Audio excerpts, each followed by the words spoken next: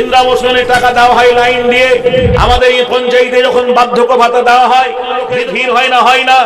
লোকের ভিড় হয়, উপচে পড়া লোকের ভিড়। ফতেমা বলছেন, আমি যদি শত লোকের ভিড়ে যাই তাহলে আমি বেপর্দা হয়ে যাব।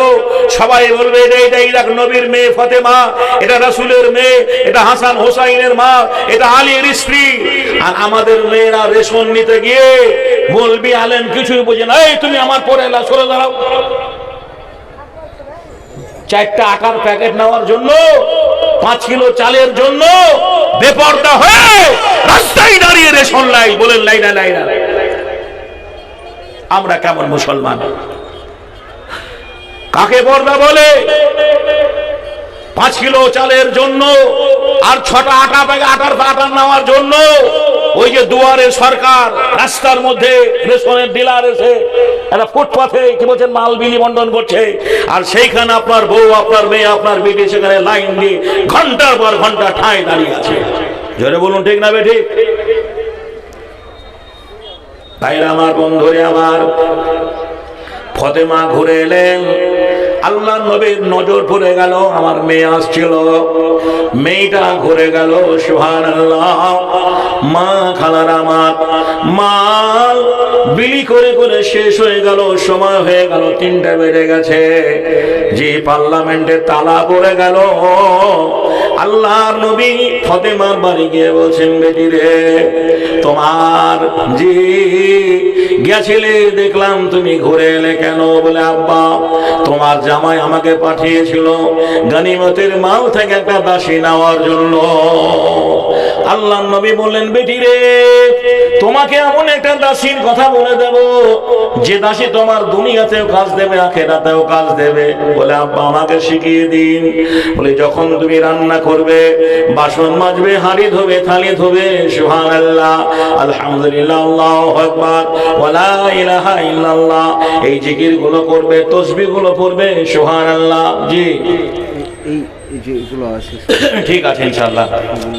জি, এই জিকির গুলো করবে, তাসবিহ গুলো পড়বে। আর আমাদের মায়েরা কি বলে? তুমি এত টাকা রোজগার করে একটা মোবাইল দিতে পারলা না? কি বলে? এত টাকা রোজগার করো, এই ছোট্ট মোবাইল, আমপোকা মোবাইল আর চলে, একটা বড় অ্যান্ড্রয়েড সেট আমাকে দাও না, নাকি বলছেন? হ্যাঁ, আর সারা দিন ওই হুয়া হুয়া কি বলছেন, আমার মোবাইলে যা হয় সেগুলোই দেখছি। আমরা মেয়েরাও দেখছে, ছেলেরাও দেখছে। বর্তমান সমাজ ব্যবস্থা আজকে আমাদের এই জায়গায় চলে গেছে। বন্ধুরা আমার, ভাইরা আমার, আপনাদের কাছে আমি বলেছি, আমি সারা বাংলা ঘোরা মানুষ হলেও আপনাদের জেলায় আমি গত পরশু দিনকে একটা সভায় ছিলাম। এখানে কলিঠা বলে একটা জায়গায়, সুন্দর সুস্থ পরিবেশ, এর চাইতে 10 গুণ লোকের ভিড়, এত লোক, সুবহানাল্লাহ, উপচে পড়া লোক। আমি অনেক জায়গায় রান্না খেয়েছি, এটা তো বক্তা মানুষ বলা ঠিক নয়। বিরিয়ানির চাইতে ভালো যেটা খিচুড়ি রান্না করেছিল, বিরিয়ানির চাইতে ভালো কোনো জায়গায় এভাবে মহব্বতের সহিত খাইনি। আমার ভাই হাফেজ সাহেব দাওয়াত করেছিলেন, সেখানে গিয়ে বলে আমার লাস্টে আমার ভাতের দরকার নেই, ওই খিচুড়ি দিলে হবে। আর এখানে গোশ ভাত, গরু জবাই করে খানা হচ্ছে, দুপুর থেকে রান্না, তো লোক নেই, নাকি বলছে না? লোক নেই। যাই হোক, আমি আপনাদের কাছে সময় বেশি নেব না। আজকের জলসায় দামি দামি বক্তা রয়েছেন। আমি নব মুসলিম মানুষ, একদিন ইসলামকে ভালোবেসে, আপনারা আমার জীবন ইতিহাসটা মোবাইলে শুনেছেন, আমি সর্বস্ব সবকিছু পরিত্যাগ করে আমি মুসলমান হয়েছি। এই ছোট্ট পরিচয়টা আমি আপনাদের দিই। আমি মুর্শিদাবাদ জেলার সাগরদিঘি থানার মানুষ। সাগরদিঘি ব্লকে 11টা অঞ্চল আছে। আমার অঞ্চলটা আছে মোরগ্রাম অঞ্চল। মোরগ্রাম অঞ্চলটা ন্যাশনাল হাই 34 নম্বর জাতীয় সড়ক পথের উপরে ভুরকুন্ডা বলে যে গ্রামটা আছে, ওই ভুরকুন্ডা গ্রামে অঞ্চলটা রয়েছে। ওই পূর্ব দিকে আমার জন্মভূমি, গ্রামের নাম শাওরাইল। গ্রামের নাম শাওরাইল। ওই গ্রামটার পোস্ট অফিস ভোলা, থানা সাগরদিঘি, জেলা মুর্শিদাবাদ। আমার বাবার নাম হীরেন কুমার রাজেন্দ্র, আজও বেঁচে আছেন। মায়ের নাম অর্চনা দেবী, আজও বেঁচে রয়েছেন। আমি বাবার একটাই ছেলে, 2টো বোন বিয়ে হয়ে গেছে।